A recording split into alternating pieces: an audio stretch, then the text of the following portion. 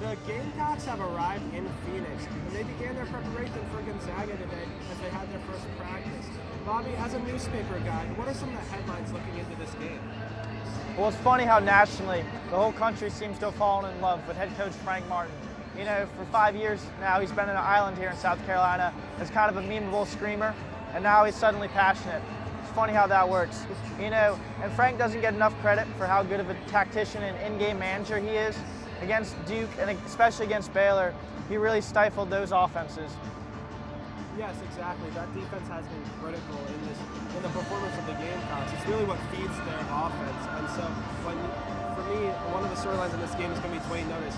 He's the focal point on defense, but for me, he's going to need to perform on offense as well because he's been stellar so far, but he needs to keep that going. He's been averaging about 10, 11 points a game, and he's been passing the ball and attacking the basket, and that's what I love to see. And again, it's key on defense. Dwayne really runs this defense. He's the point guard of the defense, if you will.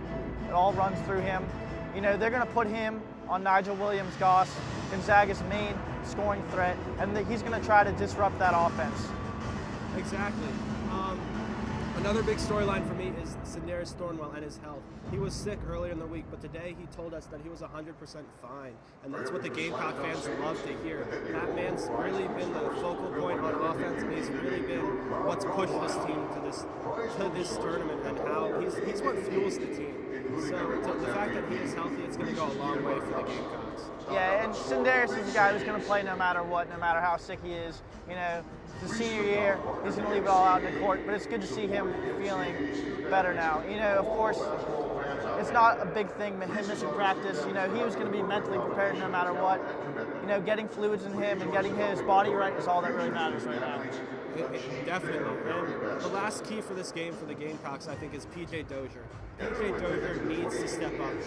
As good as Sindarius Thornwell is, Gonzaga has a pretty good defense. They know where the Gamecocks' strengths are, and P.J. Dozier is one of those strengths, but I just have a feeling that this game is going to come down to how well he performs. And judging by the way he looked at practice today, I think P.J.'s ready to play. I think he's focused, and I think he's going to be what drives the Gamecocks to victory in this one. You know, I think you actually might be underselling them a little bit.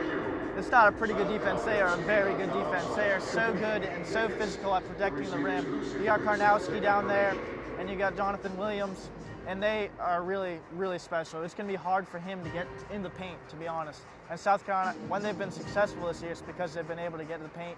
He can't be taking those, you know, mid-range jumpers or even those floaters he likes to take. He has to attack the rim and get some of those dunks like he threw down against Duke. You're right. Size is going to be an overwhelming factor in this one. Gonzaga has the height advantage, and that's going to be critical, both on the offensive and defensive sides on the court, because with the likes of Williams and the likes of Karnowski, it's just going to be difficult for the Gamecocks to both score and to guard them. It's going to be important for Kotsar not to get in foul trouble in this one, because if he does, Karnowski will dominate and take over the game, and that's exactly what the Gamecocks do not like to see.